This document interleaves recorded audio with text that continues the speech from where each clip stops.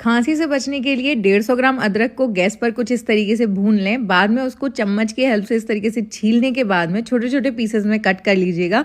Cut करने के बाद में एक मिक्सी जार में डालकर ब्लेंड करके पेस्ट बना लीजिएगा। उसके बाद में पैन में 1 चम्मच घी डाल के ये जो अदरक वाला पेस्ट है उसको अच्छे से भून लीजिएगा।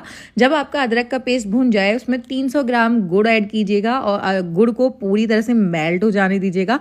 जब आपका गुड़ पूरी तरह से मेल्ट हो जाए उसमें काला नमक, हल्दी और काली मिर्च डाल के अच्छे से मिक्स कर लीजिएगा और इसको वापस से पकाइएगा जब तक कि आपका गुड़ जो है वो इस कंसिस्टेंसी में नहीं आ जाता। इसके बाद में आप इसको बटर पेपर पर इस तरीके से डाल दीजिएगा कैंडी की शेप में, और सूख जाने के बाद में आपकी जिंजर कैंडीज बनके तैयार हैं। इससे आपकी खांसी ठीक होगी।